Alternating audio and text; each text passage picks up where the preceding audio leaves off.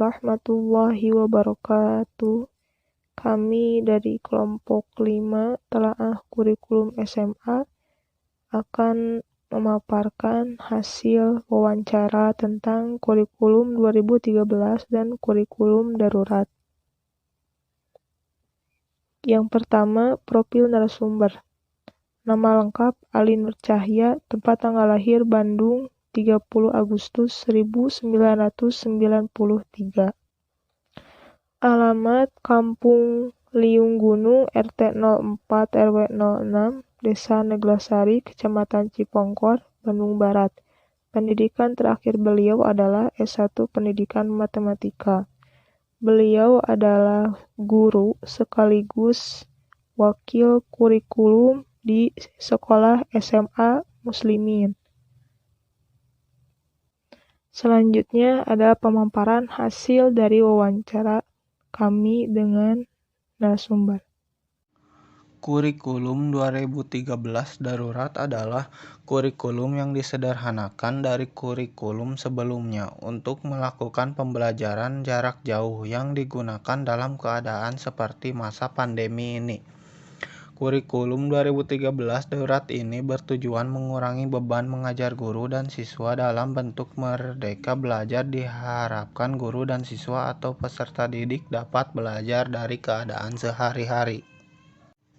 Perubahan kurikulum ini sebagai bentuk penyesuaian dengan keadaan pada masa pandemi, dengan tujuan supaya lebih baik dalam pembelajaran di dunia pendidikan. Kurikulum ini sangat membantu dalam pemenuhan pembelajaran dan dapat diterapkan sesuai dengan kebijakan sekolah masing-masing. Di sekolah, Bapak sudah berjalan dengan luring dan daring dalam pelaksanaan pembelajaran. Perbedaan kurikulum 2013 dengan kurikulum darurat. Kurikulum darurat berbeda dalam hal pemenuhan beban atau ketercapaian dalam pembelajaran sesuai target. Dalam kurikulum darurat ini dikurangi 3-75% untuk mencapai kompetensi. Untuk saat ini, kurikulum 13 darurat ini lebih baik dari kurikulum sebelumnya karena sangat membantu tenaga pengajar maupun siswa. Dari segi materi pun, hanya materi yang dianggap penting yang akan disampaikan dan sejalan dengan materi di kelas selanjutnya. Kelebihan dari kurikulum 2013 darurat.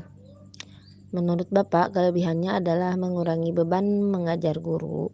Siswa tidak dibebani tuntutan mentuntaskan seluruh capaian kurikulum dan dapat berfokus pada pendidikan dan pembelajaran yang esensial dan konstekstual serta tersedia acuan kurikulum yang sederhana.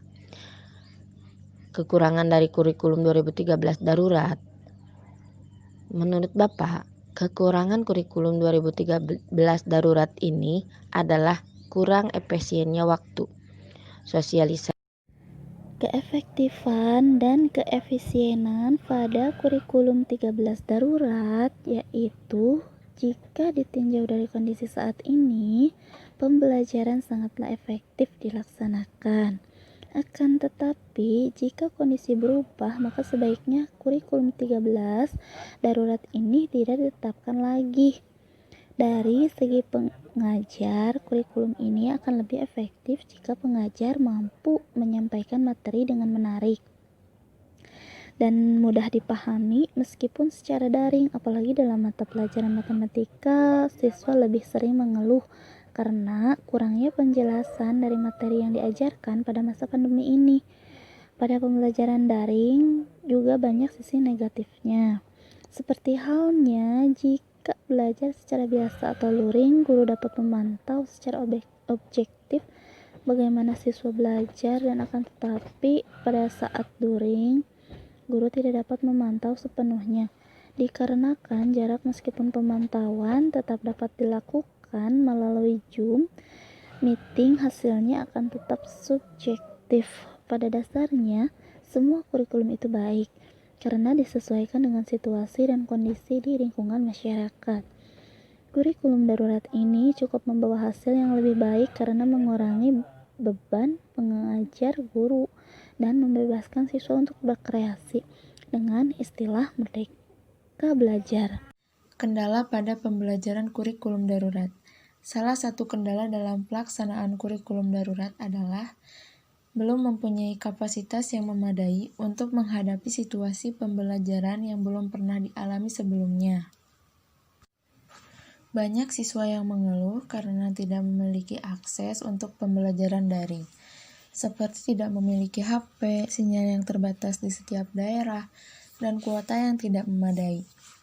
Siswa juga menjadi lebih sulit untuk diajak belajar, sehingga rasa ingin tahu dan semangat belajarnya menurun. Persaingan belajar pun sangat rendah.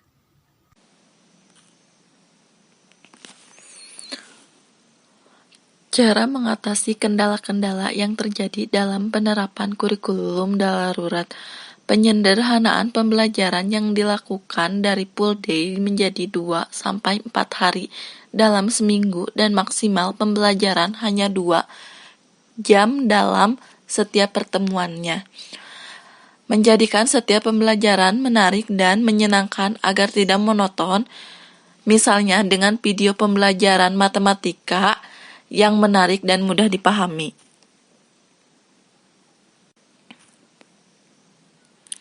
Sistem penilaian pembelajaran daring. 1. Ketepatan waktu siswa dalam mengumpulkan tugas. 2. Keaktifan siswa. 3. Kehadiran dalam setiap pembelajaran.